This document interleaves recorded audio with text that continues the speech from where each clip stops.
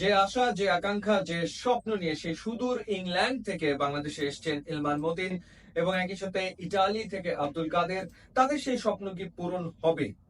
তারা মূলত এসছেন ট্রায়াল দিতে। সামনেই সাফ অনূর্ধ্ব 19 চ্যাম্পিয়নশিপ ভারতের অরুণাচলে অনুষ্ঠিত হবে মে মাসের 9 তারিখ থেকে 18 তারিখ পর্যন্ত, এবং সেই টুর্নামেন্টকে সামনে রেখে 35 জনের একটা প্রাথমিক স্কোয়াড করেছে বাংলাদেশ ফুটবল ফেডারেশন, এবং সেই 35 জনের ভেতরে এলমান মতিন এবং আব্দুল কাদিরকে রাখা হয়েছে।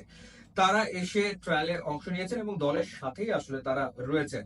ধানমন্ডির মাঠে তারা ট্রায়ালে অংশ নিয়েছেন, এরপর তাদেরকে কমলাপুরে আবাসিক ক্যাম্পে রাখা হয়েছে। এবং তারা কেমন করেছেন সেটা সম্পর্কে বাংলাদেশ ফুটবল ফেডারেশনের পক্ষ থেকে আনুষ্ঠানিকভাবে কিছু জানানো হয়নি। ফাহাদ করিম, বাংলাদেশ ফুটবল ফেডারেশনের যিনি ভাইস প্রেসিডেন্ট হিসেবে দায়িত্ব পালন করছেন, তিনি বলেছেন বাফুফে সন্তুষ্ট। এখন এই ট্রায়ালে ছিলেন বাংলাদেশ ফুটবল ফেডারেশনের টেকনিক্যাল ডিরেক্টর সাইফুল বারী টিটু, এবং ছিলেন বাফুফের আরো একজন কোচ গোলাম রাব্বানী ছোটন, যিনি হেড অফ একাডেমি হিসাবে কাজ করছেন। সো এই দুইজন দেখেছেন খুব ভালোভাবে এলমান মতিনকে এবং আব্দুল কাদিরকে। এখন কথা হচ্ছে যে ফাইনাল কাট, অর্থাৎ দলে তারা থাকবেন কিনা, তাদের পারফরমেন্স দলে থাকার মতো কিনা। 35 জনের ভেতরে তারা তো আসলে রয়েছেন মূলত বিকেএসপির ফুটবলার, এবং একই সাথে বাফুফের যে একাডেমি, যে টিমটা আবার বাংলাদেশ চ্যাম্পিয়নশিপ লিগে খেলছে, সেখান থেকে বাছাই করা ফুটবলারদের নিয়ে এই ক্যাম্প পরিচালনা করা হচ্ছে। তার সাথে কয়েকজন প্রবাসী বাংলাদেশি বংশোদ্ভূত ফুটবলার যোগ দিয়েছেন। তাদের ভেতরে এই দুজন আসলে রয়েছেন। কেউ এ ব্যাপারে কোনো কথা বলছে না, অর্থাৎ দল ঘোষণা যেহেতু হয়নি, সুতরাং কেউই বলছে না। কোচরা শুধু বলেছেন যে টেকনিক্যালি দুইজন ফুটবলার, তারা আসলে সাউন্ড, বেশ ভালো তাদের টেকনিক্যাল জ্ঞান, এই পর্যন্ত, কিন্তু সেটাও অফিসিয়ালি তারা আসলে বলেনি।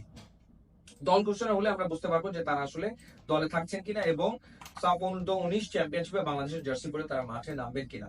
যতটুকু আমি শুনেছি যে একজনের পারফরমেন্স যথেষ্ট ভালো, এবং সেই একজনকে সেই নাম আবার বলতে আগ্রহী না। তো আমি অনুমান করতে পারি যে এলমান মতিন প্রসঙ্গে হয়তো বলেছেন যে একজনের পারফরমেন্স খুবই ভালো এবং তার দলে থাকার সম্ভাবনা উজ্জ্বল, আরেকজনকে আরো দেখা হবে। তো আরেকজনের পারফরমেন্সকে আরেকটু দেখে তারপরে আসলে বোঝা যাবে।